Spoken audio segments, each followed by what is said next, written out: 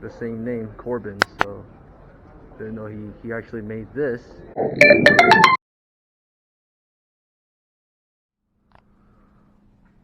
Okay, so I'm the only one in this room, so yep, I have this room all by myself. Where do I even begin? I guess we could start with the car that got me into, well, the 962 in the first place, the Rothman's 962 right here.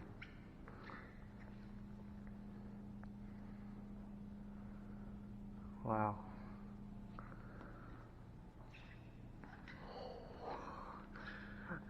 Oh my God! How many? I mean, I've played this game. I've used this car before in Forza, and now I'm seeing the actual car here in person. Side exhaust, side exit exhaust.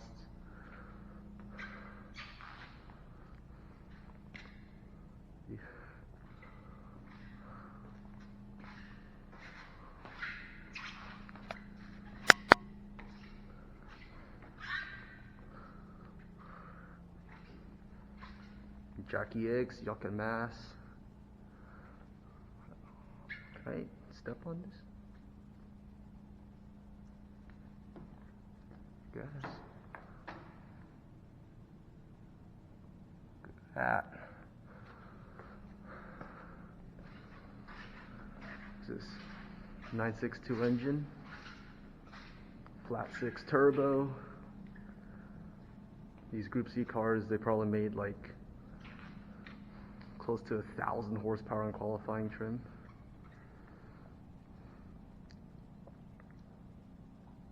Or not, never mind.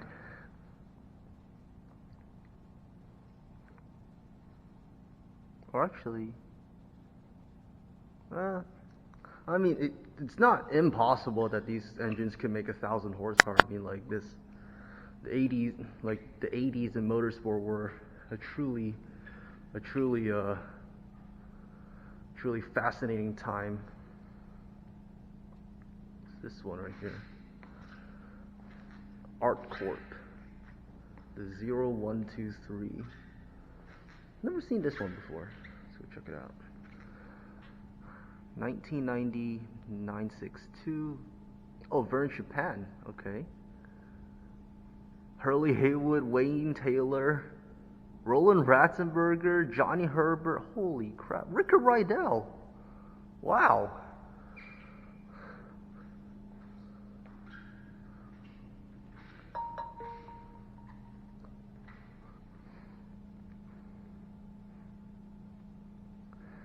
Rest in peace, Ratzenberger.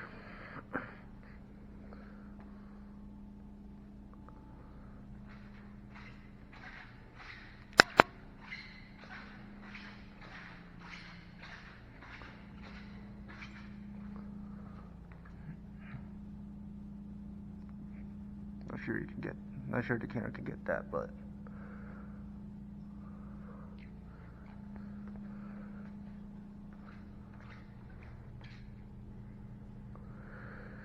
and then there's this one, the famous golden or white and gold Miller 962. I remember seeing this car in pictures.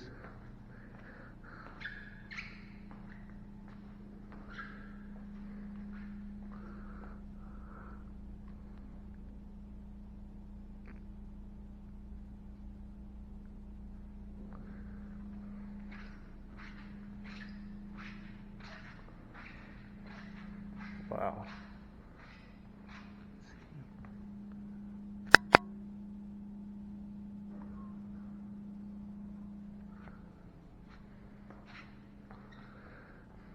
The Copenhagen 962. And,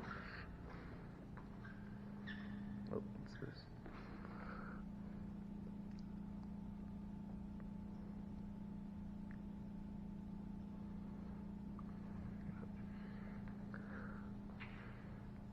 Surrounded by possibly surrounded by maybe like the car that made Group C, really, and in some of the most iconic liveries that I've came across when I was a kid looking on the internet.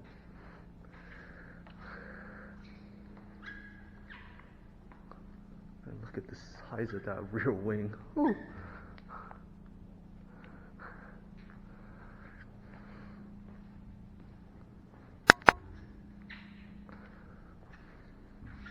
Brumos.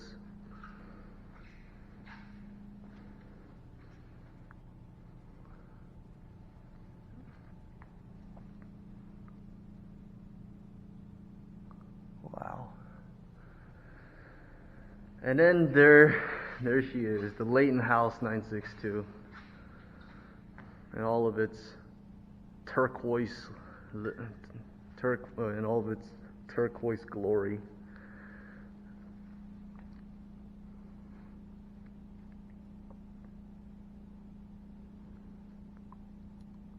So this one actually competed in Japan, the All Japan Sports Prototype Championship.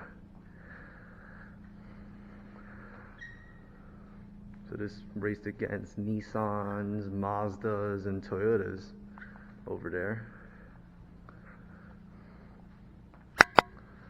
Wow. There it is. Get that large Leighton House sponsorship over there.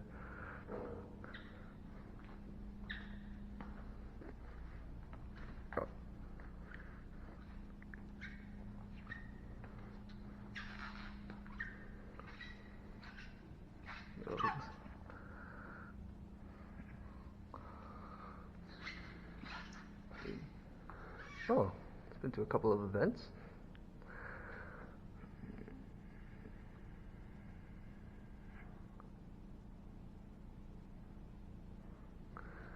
And then the final 962 in this room, this white one. Assuming this is like a prototype chassis. Let's go check it out.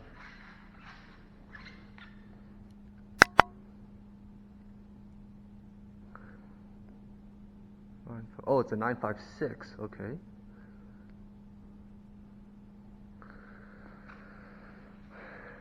I mean, yeah, it'd be in here. 956 was the quote-unquote predecessor to the 962, so.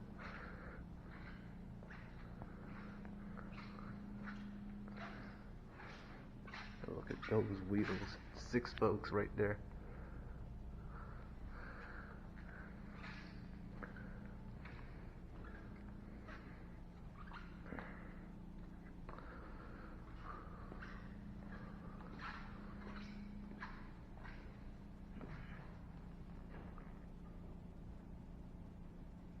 Wow.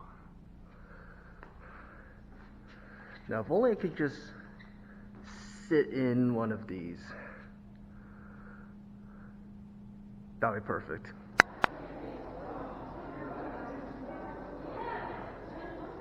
Where do we go from here? Let's go here.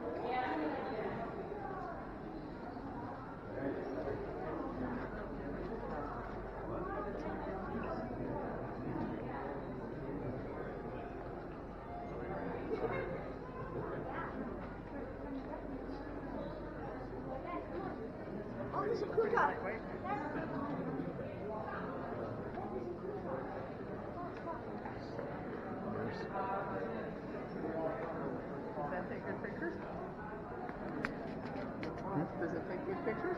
Oh, it's a video camera. It's a video. Yeah.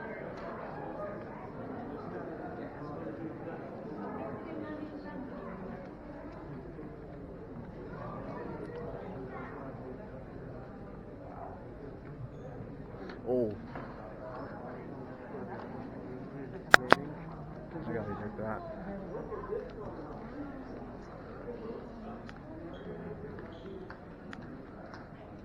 The one that Doug DeMiro drag raced against.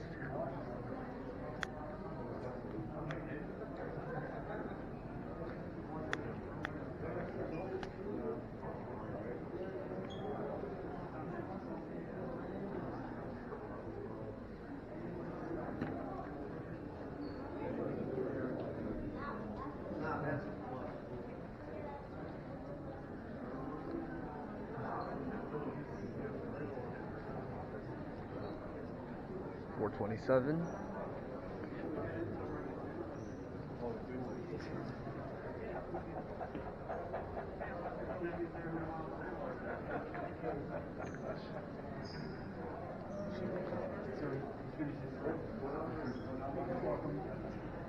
Oh, so much.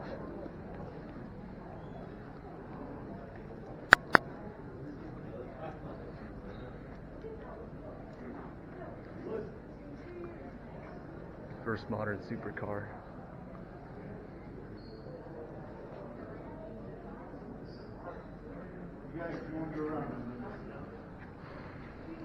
Stratos.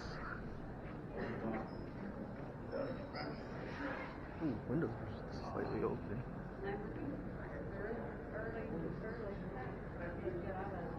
And that logo.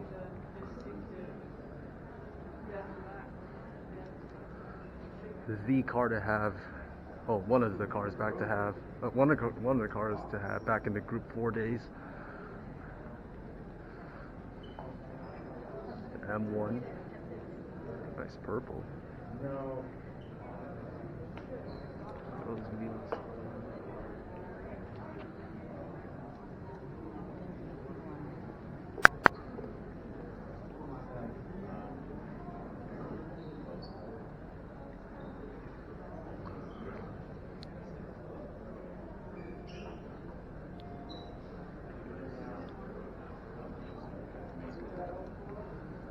Let's go back.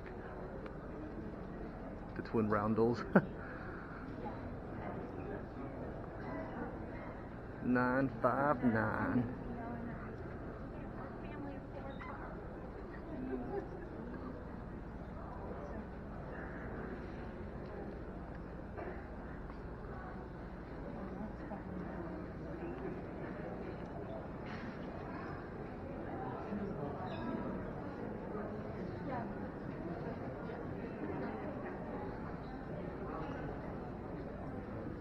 Roof CTR, aka the Yellowbird.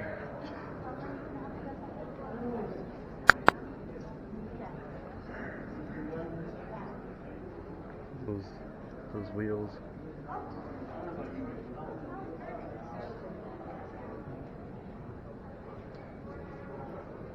Those yellow seat backs.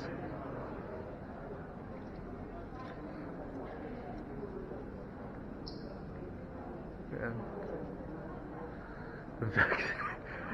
Vector W12.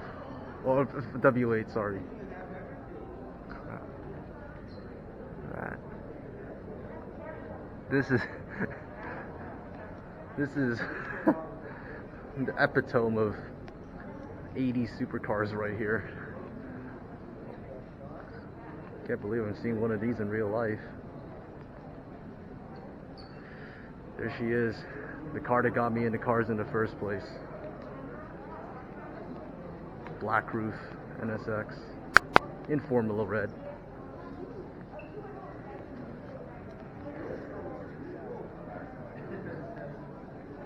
5 spokes.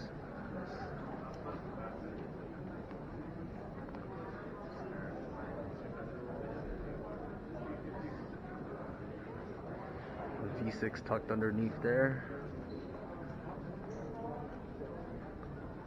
Wow. XJ220. So called because it could do 217 miles an hour. Still pretty fast. In fact, it was actually the fastest car of its time at one point.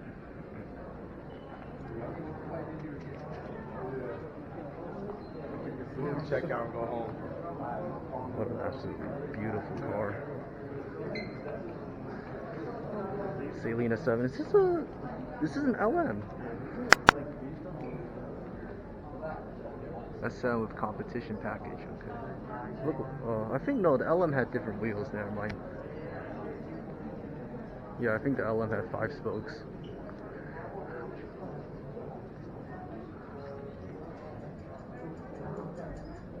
Wow.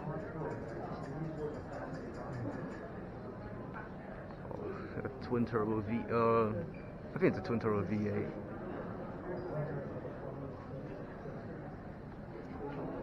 Not wing. Also, are the MZ12.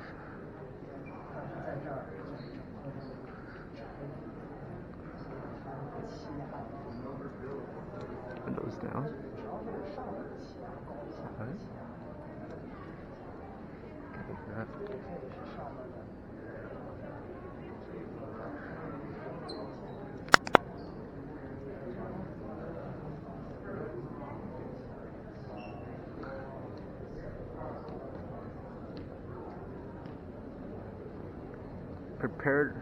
Specially prepared for none other than 7-time F1 champion Michael Schumacher. Wow.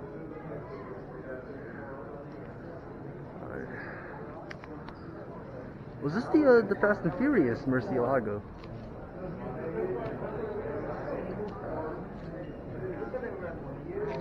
One of which Tavares bought, so I don't know if he still has it. I don't really watch much of this channel, but I know Tavares bought one of the Sun cars. Is that a 512 BB?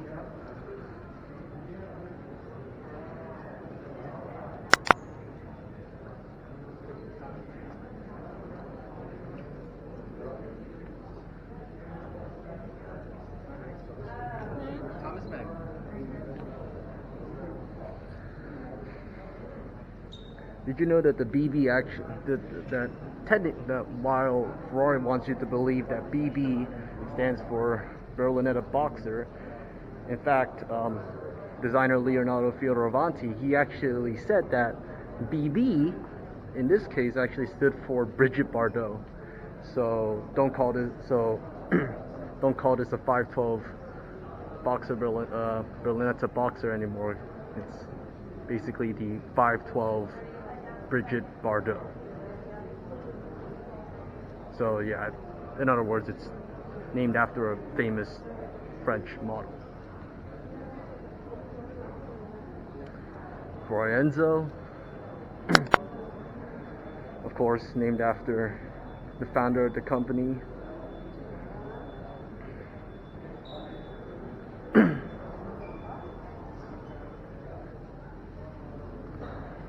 That sweet V12.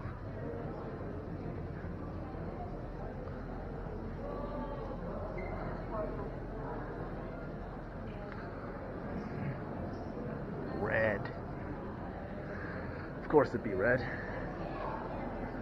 Spiker C8.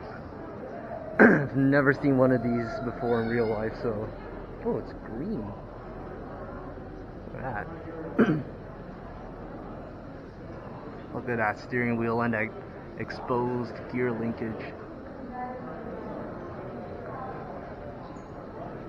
Got Audi V8 over there, in there. Actually, can we? There should be a button underneath there. I don't know if you can see it, but there should be a button underneath there. That's actually how you open the doors on this car.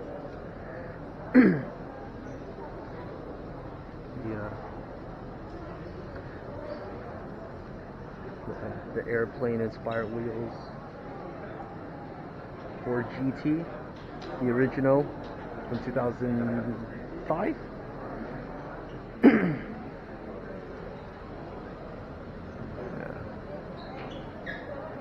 5.4 liter supercharged V8.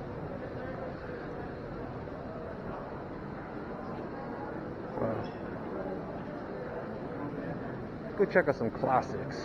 It's this one over here.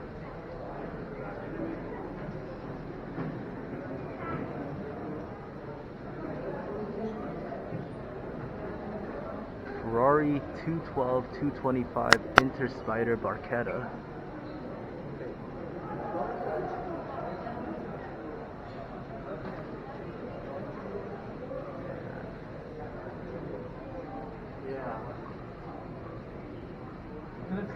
Man, when accessing the engine was much more simpler. For those who know, I don't really need to say anything about this car, but I'll do it anyway. Mercedes 300 SL Goldwing Coupe. Fortunately, the doors are not up, but it's still gorgeous in this. Still gorgeous in this way. Oh, it's got the Nardi wheel as well.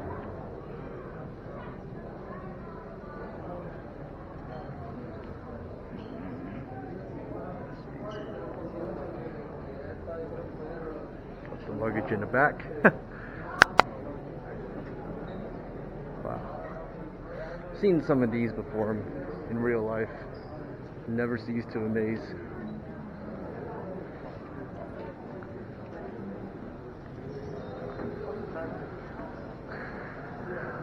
What's this?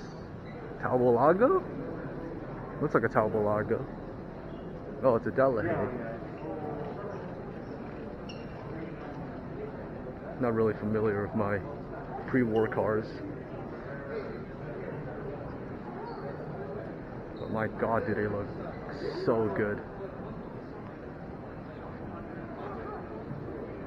Delahaye Type 145 Coupe by Chaproten.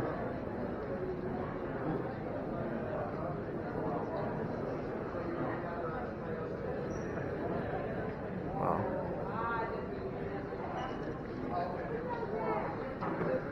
Pre-war cars. When cars weren't just cars, they were moving pieces of art. Jaguar XKSS. Really, really rare car. I think around 50 or so exist. 50 genuine XKSs exist nowadays. I might be wrong. I think that's side exit exhaust.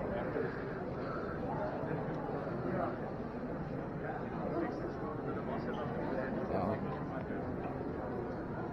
This is essentially a D-type made street legal because it used the same engine, the same chassis. In fact, even the bodywork is reminiscent of the D-type. So, Oh, that's nice.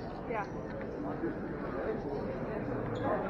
check out this 250 GTB SWB. One of my favorite classic Ferraris, even more so than the GTO. Wow.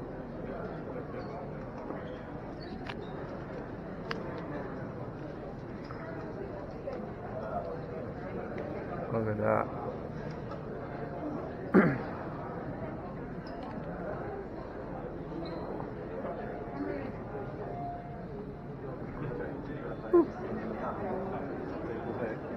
Lo sai? 3 anni qua. Duesenberg? I think it's a Duesenberg, judging by that hood ornament. That was embarrassing. I'm pretty sure this is a Duesenberg.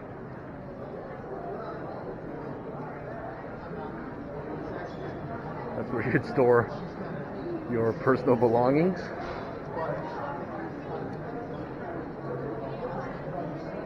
Yep, Duesenberg. It's an SJ as well, that's rare. Yeah. So, SJ, the S stands for supercharged, so there's a supercharger in this straight 8 somewhere. Wow. Welcome to Forza Horizon. The Raw Sport 911 Desert Flyer. Some of you may, well, most of you may know this car through Forza Horizon 5. And here she is in person. Let's see if I could. Wow. C8. Can't wait for the Z06 to come out. Oh, see, some people are playing Forza Horizon 5 up there. I don't really need to. I already have Forza Horizon 5 at home. Senna, the cover car in Horizon 4.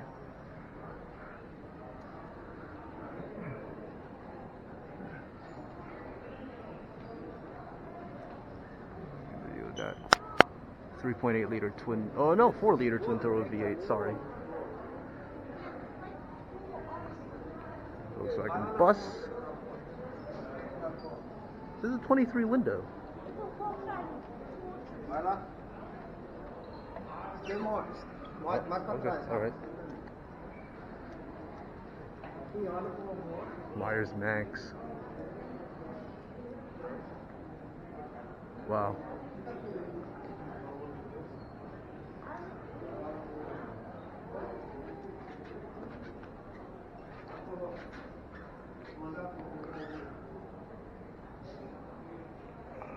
Let's see if I can get over this.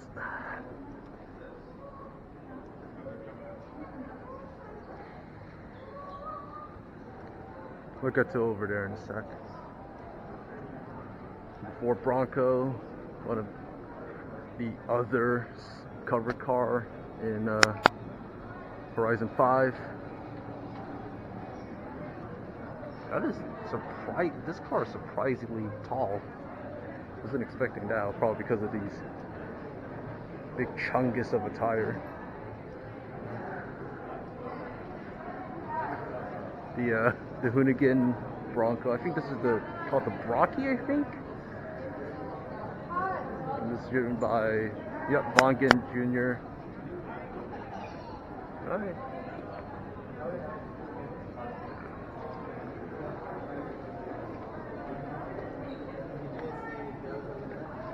Wow.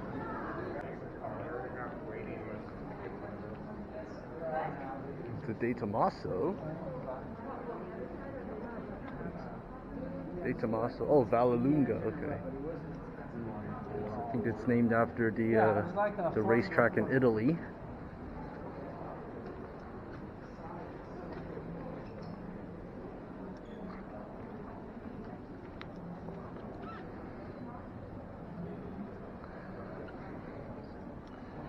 When sports cars were so simple, all you needed was a steering wheel, gear lever, and dials. That was it.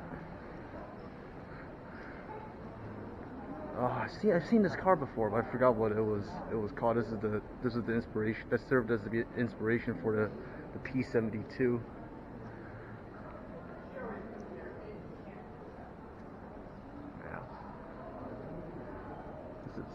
Yeah. The P70. Okay.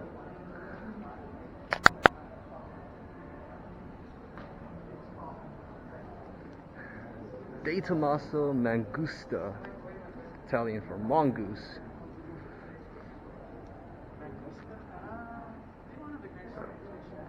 Look at that. But still, for what it is probably not a bad. Oh, Volkswagen ID4. Hello. Is this what I think it is? Yep, Detroit Electric. Yep. One of the first popular electric cars throughout. Also, hello again. Yeah. Yeah. So, this car had both a lead acid and nickel iron battery, both developed by Thomas Edison. You can tell this is before the common steering wheel, which is why you use that stick there, in other words, that tiller there to move the car around. Oh, like a boat. Yes, kind of like a boat, exactly. And this car was actually marketed for the upper class women. That's why the interior looks a bit more feminine than usual. You can see flower vases on each side. Oh, I see them. Yeah. Yet, courtship was a bigger deal back then. If you're a teenage girl, more than likely you need your parents to sit in that seat there, which is known as the chaperone seat, to chaperone you around. And since we're dealing with the upper class here, you do need a chauffeur to also drive you around with that tiller. And this car is innovative, most definitely, ahead of its time, as many would say, but there is some negative implications with it. So, if you're a woman, you finally have your own car for once. Yet, you weren't really allowed to drive it, as again, you need a chauffeur to drive you around, which is more likely male. And husbands have a bigger say back then. That's why a husband would tend to mistrust his wife, as he would think his wife would cheat with that said chauffeur. That's why the husband will always be in that seat to make sure none of that ever happens. But again, constant mistrusting issues. Along with that, this car, like any electric car, belongs in the city, meaning you can't really leave the city because that's the only place you can charge it. In other words, you're stuck in the city, especially if you have an abusive father or husband. How do you charge it? Good question. Kind of the picture says, or shows, I mean, there would be a lot of wiring, systematic wiring, to charge what would be under the hood down here. But at least it shows you the idea of the electric car is going throughout the 20th century. Yeah. It isn't a new day phenomenon by some billionaires, such as from Finland or South Africa, for there. So this shows you there's been a lot of alternative-based power in the automotive world. I think Chevrolet even did like some electric concepts in the 60s as well. Yeah. Exactly. Speaking of the 60s, good analysis there. This red car here is not the Henny kilowatts. Henny kilowatt. Okay. Yes. This is the first ever car to have that direct plug-in battery charger. Meaning you plug it in like a phone, kind of like what the picture also shows. But since this car doesn't have traditional gearing, if you want to go forward, you use the stick shift. You might pull on the stick, you pull it forward to go forward. If you want to go backwards, you pull the stick backwards. Okay. Matter of fact, kind of like that Tesla 1.0 over there, this car company would borrow its body from a French company that was based backwards in. Isn't this would borrow a Lotus Elise body. Yeah, because isn't this based on a Panhard, I think. And yeah, Panhard. Yeah, exactly. This looks like a Panhard. So. Exactly. So with that, you would have this innovation in 1963. Wow. And I never knew this car existed up until now. And that is the purpose of this section here, to show you guys that, hey, there's been pioneers in the electric car industry. Yep. You know, not just GM, not just Tesla, not just Henrik Fisker over there. It's been other cool stuff throughout time. And of course, if you do have questions here, feel free to ask. All right. Thanks. 1960 electric shopper. What an adorable little thing this is. Honestly, this would be perfect for an anime. Shout out to all of you in the Cal Anime Discord server. What is this? U.S. Electric Car GTP.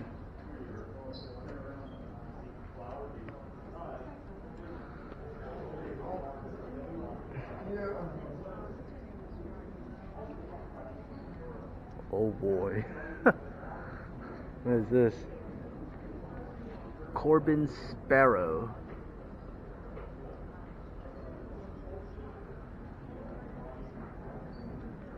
So this was made by the same guy that also makes motorcycle seats by from the company of the same name, Corbin. So didn't know he actually made this. Alright, so for those who know, you probably might know what this is.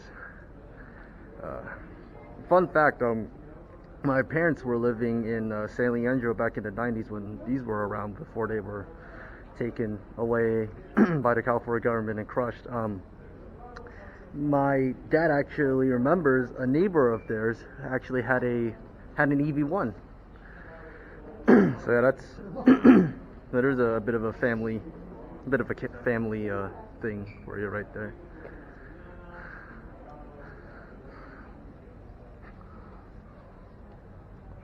And there's also the keypad. Is this the Nissan concept thing? I think I've seen one of these before at a different museum. So first where it all started for Tesla, really.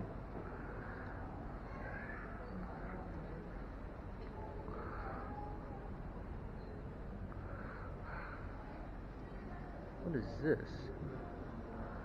Commuter Cars Tango 600.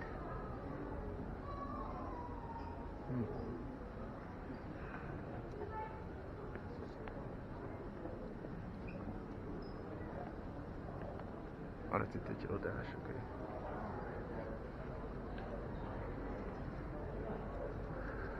okay.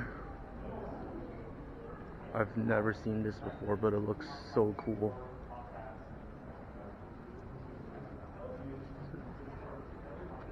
Is just a design study? Alpha Motor Corporation. So that's what the interior would look like.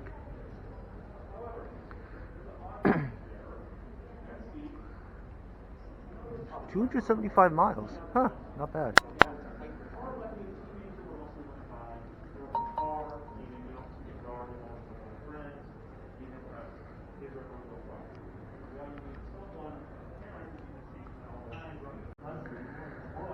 Very future. What could have been?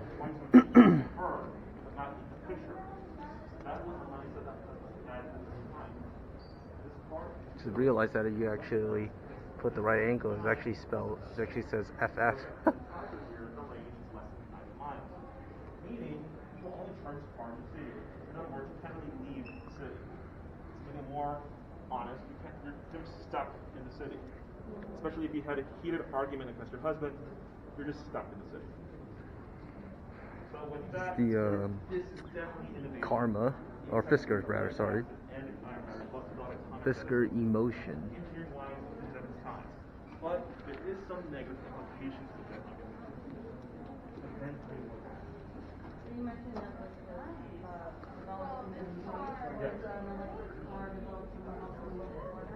No, well, actually, yes, good point. I've been to Germany along with England, but this is one of the first popular American ones.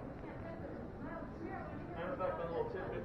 Ford would buy this car. Oh, I think I may know what that motorcycle is. Is this the yep, the cake colic? Brilliantly simplistic.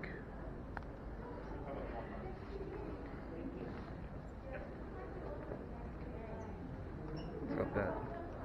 Of course, being Swedish, you gotta get your products from close to home. So, and where it all started for quite possibly one of the most successful electric cars of all time. I think this is from 2009. Yep, 2009.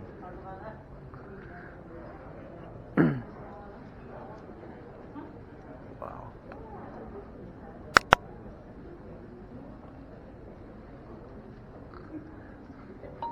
And the fanfare when this was first unveiled.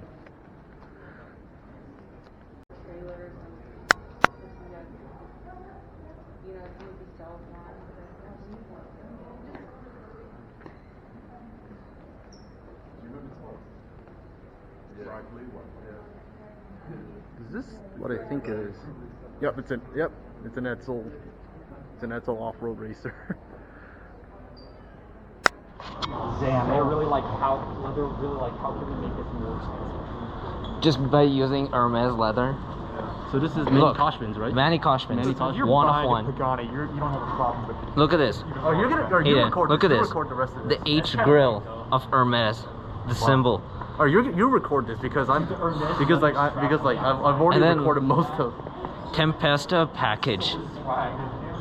Although, I can't believe you would spend all the money to get a Pagani and then just get it brown. No, this is actually, Brown, like, this paint is actually just,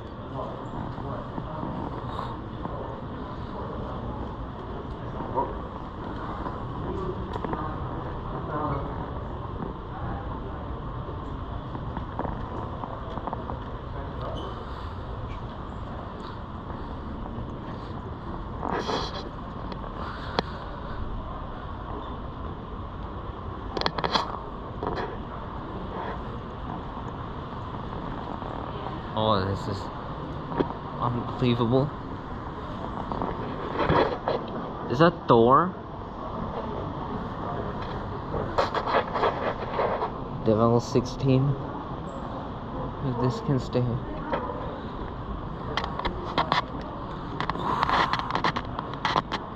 V16.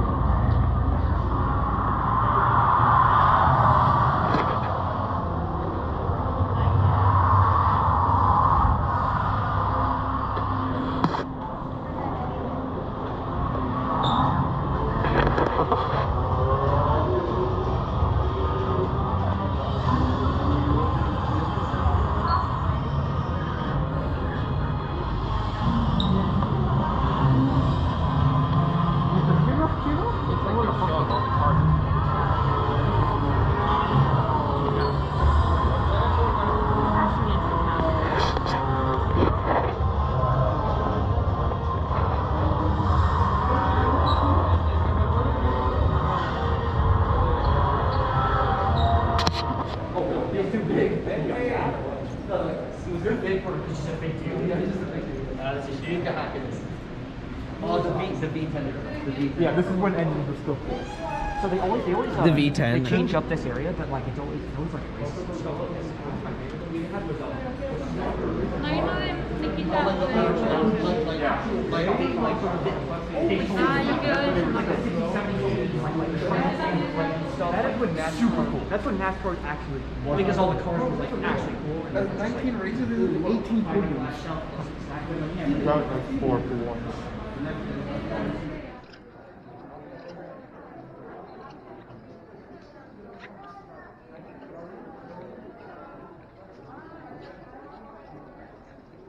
Ooh.